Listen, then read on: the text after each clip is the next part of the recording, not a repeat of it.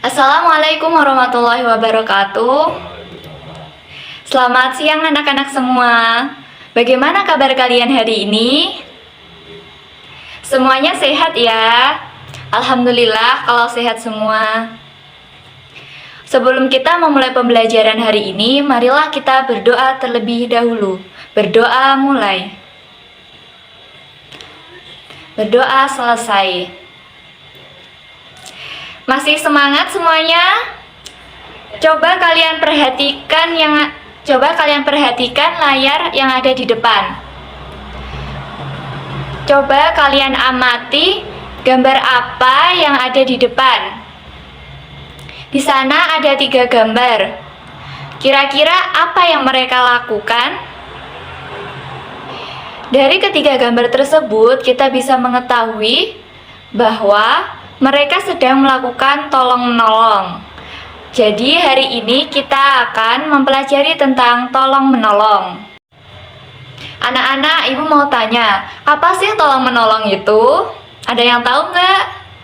Jadi tolong-menolong adalah sikap saling membantu antara satu dengan yang lainnya dalam hal kebaikan untuk meringankan beban orang lain. Jadi tolong-menolong merupakan sikap yang terpuji. Jika ada orang yang meminta bantuan kalian jangan segan-segan untuk menolongnya ya, agar saat kalian membutuhkan pertolongan orang lain juga akan membantu kalian. Kemudian, apa saja manfaat tolong-menolong? Tolong-menolong memiliki banyak sekali manfaat, yaitu dapat mempercepat selesainya pekerjaan. Jika kita melakukan pekerjaan secara mandiri, mungkin akan membutuhkan waktu yang lebih lama dalam menyelesaikan pekerjaan. Namun, jika kita melakukan secara bersama-sama, artinya saling membantu, maka pekerjaan akan selesai lebih cepat pula. Kemudian yang kedua, pekerjaan yang berat menjadi lebih ringan. Contohnya, ketika kita membawa barang-barang yang banyak tentunya akan berat. Namun, jika dilakukan secara bersama-sama, maka barang-barangnya akan lebih ringan karena dibawa oleh 2 orang ataupun lebih. Jadi, pekerjaan yang berat akan menjadi lebih ringan. Kemudian yang ketiga, menghemat tenaga karena diselesaikan secara bersama-samaan. Jika kita melakukannya sendiri, tentunya kita akan membuang banyak tenaga. Tapi jika kita melakukan secara bersama-sama, maka akan lebih menghemat tenaga kita karena tidak melakukannya berulang kali. Selain itu, tolong-menolong juga sangat bermanfaat bagi kita semua. Kita hidup sebagai makhluk sosial, artinya kita tidak dapat hidup sendiri, melainkan butuh orang lain. Karena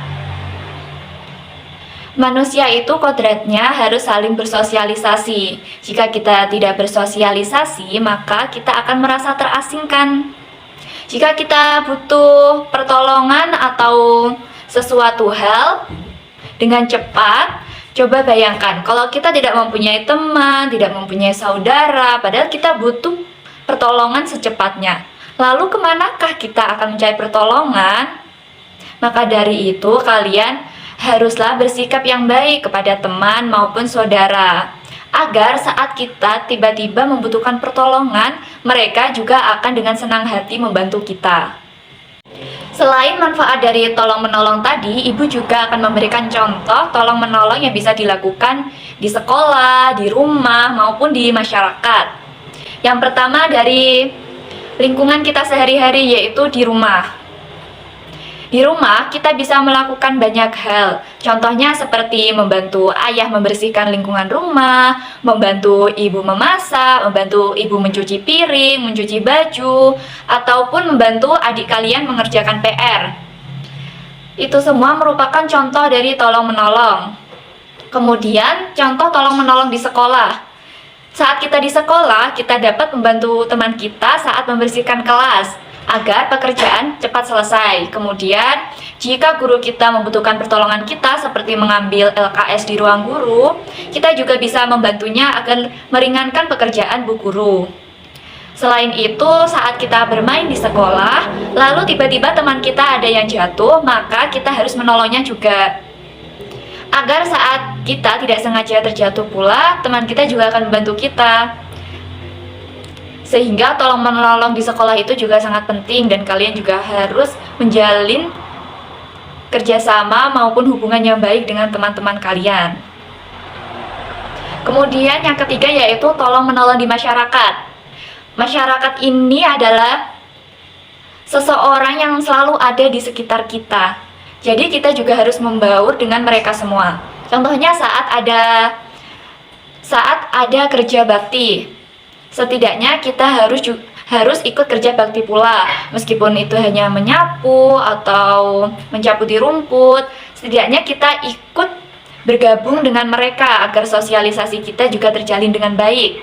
Kemudian yang kedua, membantu orang yang jatuh. Saat kita lihat tetangga kita jatuh atau terluka, kita sebaiknya menolongnya. Kemudian memberikan bantuan seperti obat-obatan atau membawanya ke rumah sakit atau puskesmas terdekat. Kemudian yang ketiga, bisa memberikan sumbangan atau sedikit rezeki yang kita miliki kepada tetangga kita yang kurang mampu.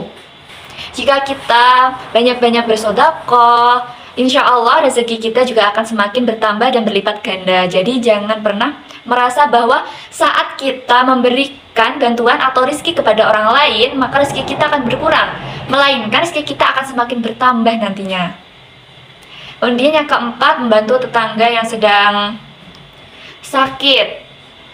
Mungkin tetangga kita ada yang tidak memiliki kendaraan seperti mobil.